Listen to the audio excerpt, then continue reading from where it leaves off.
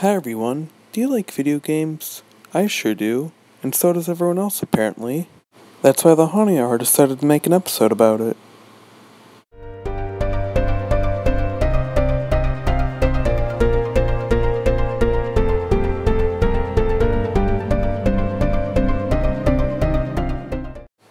So yeah, today we're reviewing Game Over. Requested by this fine-looking wolf. Very soon.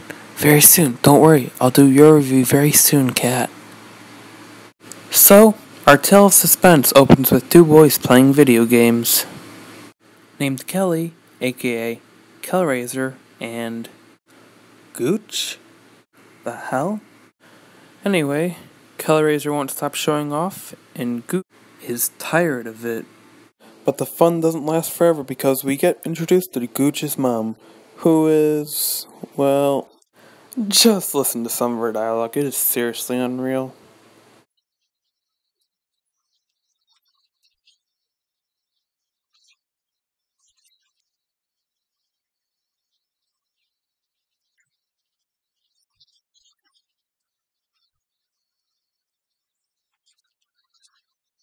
Come on, what's going on? Let's get some heads-up hockey!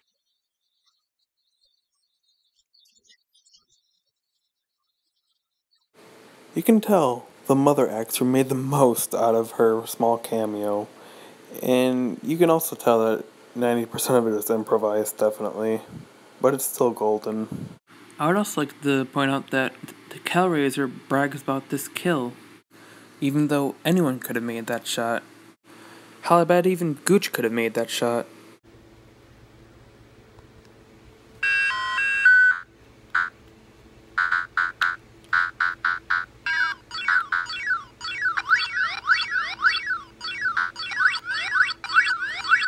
Oh look, I just ate all 4 ghosts. I'm better than all of you.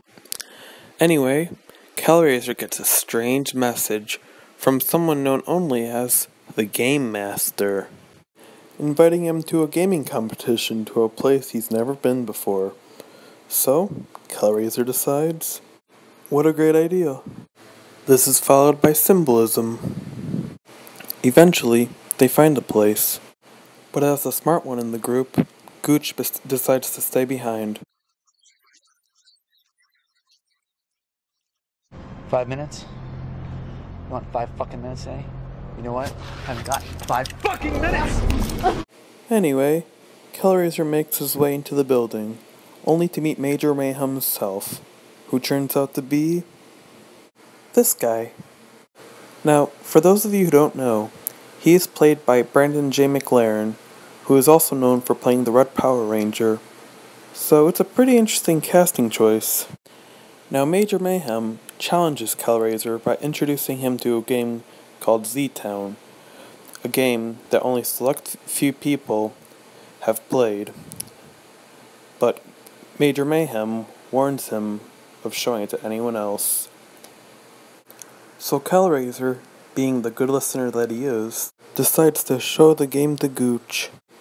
And I do have to point out that the start of the game is pretty eerie.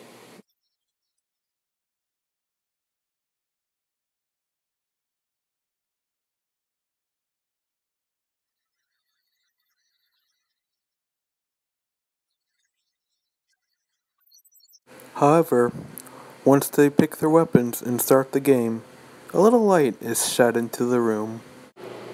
The boys suddenly find out that day has come, and they hear some strange noises in the kitchen, and to be fair, there's some pretty scary build-up here.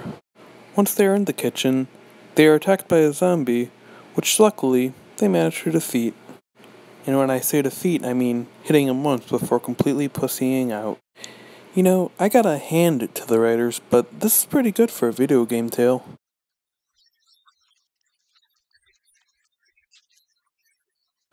All valid questions.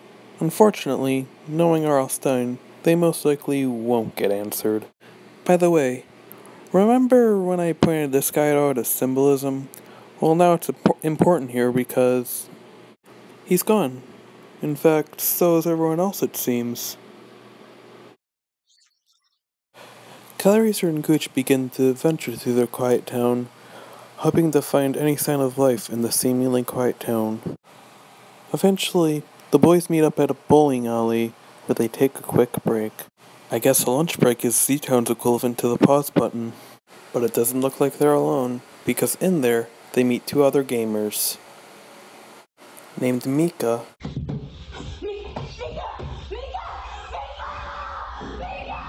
Hey, editor guy? I think that's the wrong Mika. And her brother Sean. Anyway, they explained that they played Z-Town just like Hellraiser and Gooch, and now they've been stuck in the game for quite some time. So, they decide to help Gooch and Hellraiser out. Now, this results in a pretty epic fight scene that I don't want to show. I just want you to go see it for yourself. Also because it is one of my favorite scenes in the episode, and I want you to go experience it for yourself without my commentary. The scene, however, ends with Mika getting captured due to Hellraiser's constant urge to show off.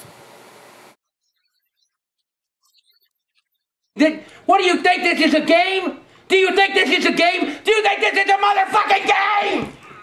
Anyway, the trio ends up in front of a TV store, where they are confronted by the Game Master via the same TV Uncle Howie probably used.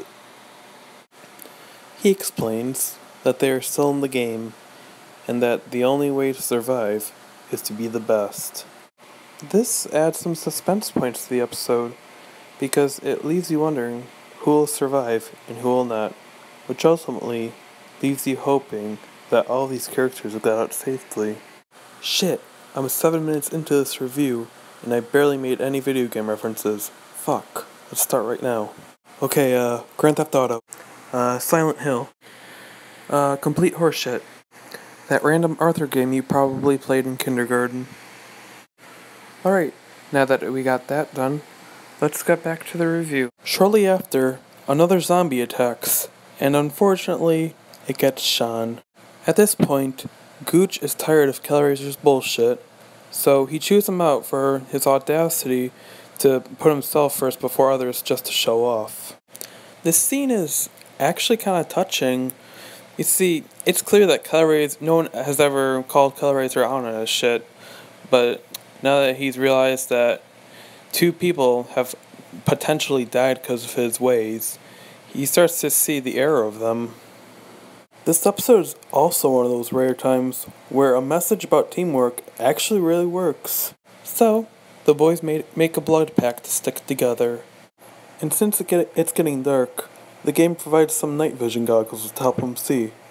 Sadly, shortly after, they are attacked by a swarm of zombies. This is another scene that I'm not going to show, simply because of how badass it is. Gooch actually goes in and tries to defend the zombies off from attacking Hellraiser. That's right, he risks his own life to save his own friend. And that's probably one of the most touching moments in this episode.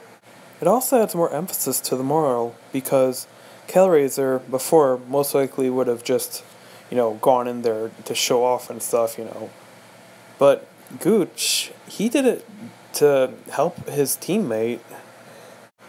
Unfortunately, Gooch is off too, giving Hellraiser the motivation to collect all 7 Triforces to defeat the final boss. And without any weapons, it seems. This is clearer than the time that one guy beat the Wind Waker with only 3 hearts. So, who's the final boss, you may be asking? Well, it is none other than Major Mayhem. To be honest, I kinda did see this coming. Anyway, Major Mayhem gives him the choice of any weapon he wants, and Hellraiser, having learned that any obstacle can be overcome when we work together as a team, he chooses his own friends, and they fight Major Mayhem.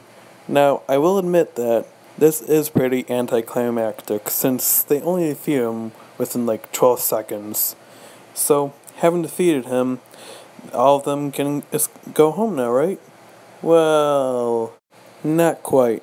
You see, Major Mayhem reveals that he has been trapped in the game for quite some time and couldn't escape until someone else took his place. And that person had to be Hellraiser, who in the end gets stuck into the game himself. and it looks like he can't get out until he can find someone else who can beat the game. Shortly after that, we get an epilogue where we meet this boy.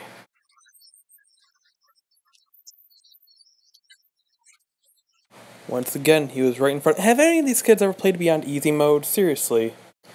Anyway, Killraiser communicates with him via the game and challenges him. So, the boy accepts. Except, right when he touches the screen, he gets pulled in. And that was game over, and I gotta say, it's a pretty solid episode. It took a basic idea, aka the game becoming real, and added its own little twist to it that made it seem somewhat unique. This is the Uncle Howie of this season, mainly because it has some very fun moments, but it also knew how to mix it with very serious moments, while adding some very deep themes that they didn't try to hammer in, they were just very subtle about. I give this episode an A-, and I totally recommend it. By the way, I haven't seen Mr. Krabs in a few days, but Mr. Krabs, if you're watching, just know that I'll find you. You can't hide forever. I'll soon expose you for the monster you truly are. Don't forget to like and subscribe for more content and request your episodes in the comment section below. Thanks for watching.